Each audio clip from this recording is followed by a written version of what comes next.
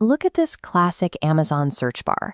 For years, this simple interface has served one primary function: capturing high-intent buyers who are already looking to spend money. This drives the traditional pay-per-click model, or PPC. An advertiser bids on a specific keyword. A customer searches that exact term, clicks the ad, and makes a purchase. This setup converts highly effectively because the customer is already holding their wallet. They are digitally standing in the aisle, ready to buy. But there is a catch. This system is entirely reactive. The entire sales engine sits idle until the customer decides to take that crucial first step and type in a query. This chart shows what happens when a keyword category becomes saturated. Because the available ad space is strictly capped, the cost for every single click climbs higher and higher as brands compete for the exact same real estate. Then you hit the math problem. 90% of the shoppers who actually click those expensive ads will leave the page without buying a thing, watching your marketing budget spill over the edges into the void. You have paid a premium price just to secure their attention, but the potential acquisition is completely lost the second they click away. To fix this leak, brands have to stop targeting static search terms and start targeting individual people. You cannot scale a brand long-term if your only strategy is paying more and more for the 10% who convert right away. You need a mechanism to go out and hunt down the 90% who walked away. That mechanism is Amazon DSP, or Demand Side Platform. This is the technology that allows brands to programmatically purchase ads that track specific shoppers across the entire web.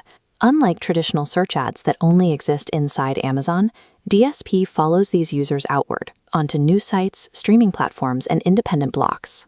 The engine running this tracking is fueled by Amazon's massive trove of first-party data. Every item moving through this logistics floor represents an actual, verified purchase, not just a search query. Amazon takes billions of these physical shipping transactions and translates them into highly granular demographic and behavioral profiles. They track a user's exact age, their income bracket, their geographic location, and highly specific data points like which competitors' pages they viewed yesterday. Amazon operates as a behavioral tracking network designed specifically to predict what a user will buy next. This diagram shows how that data gets filtered in practice. You can isolate a highly specific prospect, for example, users between 25 and 45 who looked at a competitor's $50 coffee maker last week, but ultimately abandoned their cart. Once they navigate away to check the weather or read the news, you can serve a custom ad directly to that exact, highly qualified prospect. But finding the right buyer is only half the equation. The most critical cost-saving mechanism inside the DSP framework is something called exclusion. If a customer buys a 30-day supply of your vitamins, you can program the system to immediately halt all ads to that specific person. Then, the system waits in the background and automatically reactivates those ads on day 25, precisely when they need a refill. The capability to deliberately withhold an ad protects your profit margins just as much as the ability to serve one. When brands first launch DSP, they often fall into a common trap. They run aggressive retargeting campaigns and immediately see a massive return on ad spend, or ROAS, which is a metric that measures how much revenue is generated for every dollar spent on advertising. These inflated numbers come from lazy retargeting. The system is exclusively serving ads to shoppers who have already spent significant time viewing the product page. This creates a phenomenon known as stealing organic credit. The ad system claims financial credit for a purchase that the customer was already guaranteed to make anyway.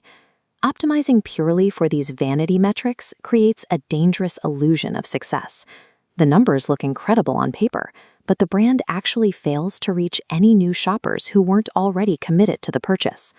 The strategic reality of true DSP management is that it requires slow, patient adjustments over time, rather than quick, reactive pivots. DSP leverages lifestyle and competitor data to prospect audiences who are not yet actively shopping. This graphic maps out the full structure.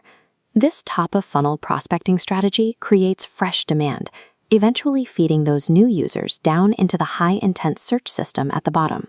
Achieving dominance in modern e-commerce requires weaponizing this behavioral data to win the customer's mind long before they ever type a query into a search bar.